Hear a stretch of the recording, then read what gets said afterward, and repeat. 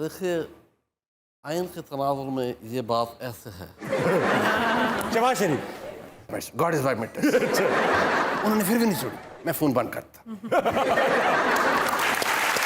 हमारी रिवायात क्या वही हैं जो हम 70-75 साल से देख रहे बहुत हैं? बड़ी बात की मैडम आपने। तो इस शख्स को हम कह दें कि ये गैर रिवायती है, तो फिर रिवायती लोग कौन हैं? मेरे साथ मौजूद है द ग्रेट बुशरा अंसारी और मुनी फारूक। भाई बात सुने, बुशरा आपा, आप मैडम नूर जहां के पास गया, उनकी मिमिक्री भी बहुत करती थी आप। हाँ, एक दफ़ा की थी। आपने उनके सामने भी की थी?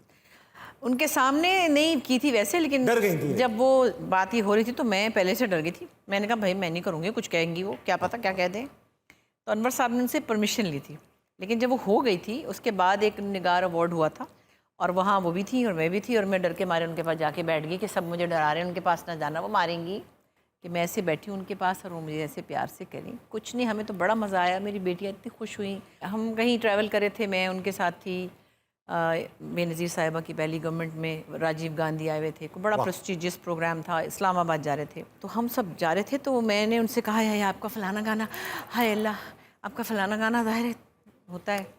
तो वो इतने गाने गाती थी, सैकड़ों लाखों, कभी कभार भूल जाती थी, कहती किस तरह करके सी, तो मैं शुरू हो गई। खैर क्या बात है भाई, खैर नहीं है ये, बहुत ही माशाल्लाह। तो मैं इसी तरह उनको 2-3 गाने सुना रही थी, उनके गाने बैठ के। तो मुझे उज़मा गिलानी कहती हैं तेरी बड़ी ज़रूरत है, तो उनको गाने सुना रही है मैडम के सामने, उनके ही गाने। मैंने क्या पता, वो तो मुझे कह रही थी तो मैंने सुना दिया। तो बात है और क्या भाई। अच्छा मुनीब भाई, ये सिर्फ ये नहीं है कि बुशरा आप ही मिमिक्रीज करती हैं, सुना है शरारती नटखट मुनी फारूकी। सोहेल वड़ाइच के अंदाज में पूछूंगा, टीवी पर तो आप संजीदा नजर आते हैं, मगर अंदरूनी हलकों में आपकी नक्काली बहुत मशहूर है, इसकी नकल कर लेते हैं? मेरे ख्याल में फजल रहमान साहब की बहुत अच्छी करते हैं। फजल रहमान साहब की कर लेता हूँ, मौलाना फजल रहमान साहब की मेरे बड़े मोहतरम हैं। शहबाज शरीफ साहब की, शहबाज शरीफ की, मैं सोहेल साहब की मुझे बड़ा वो ना बड़ा मज़ा आता है। अच्छा इनमें से कोई एक आइटम, हल्का सा एक लाइन।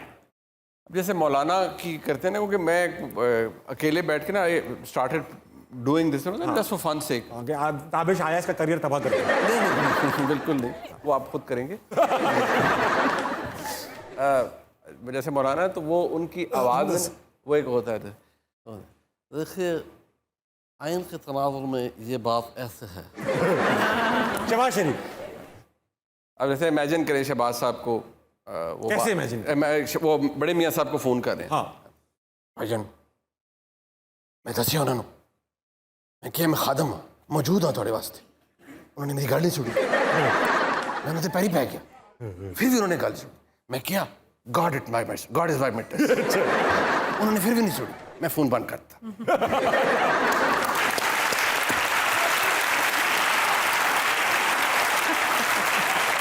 हल्का सा सोहेल भाई भी कर ही दे, नाराज हो जाते हैं अगर ना करें उनके। साहब मेरे बड़े भाई हैं, बहुत इज्जत है उनकी, वो बाकी सुतवा नाक गोरा चेहरा, लड़कियां तो मरती होंगी।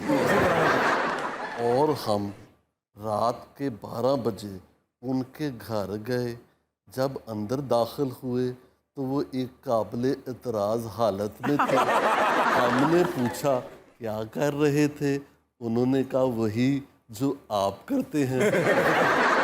अच्छा आपका कहना है खान साहब एक गैर रिवायती सियासतदान है, ऐसा क्या गैर रिवायती कर दिया उन्होंने?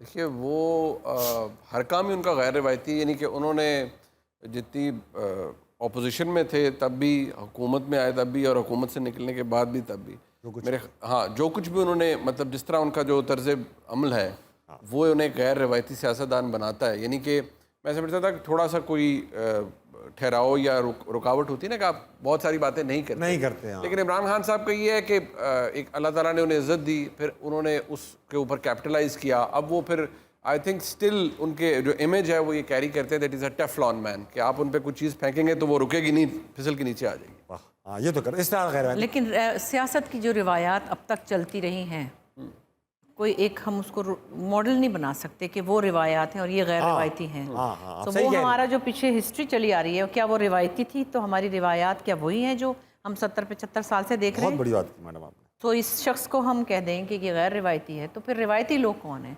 क्या रिवायती लोगों से हम इत्तेफाक करते हैं उनकी रिवायात से? तो वो रिवायात ही क्या हैं? जो कुछ की कुछ हो गई। जिनसे गैर होया जाएगा, बहुत सही बात। मुनीब भाई वापस आएंगे शो में।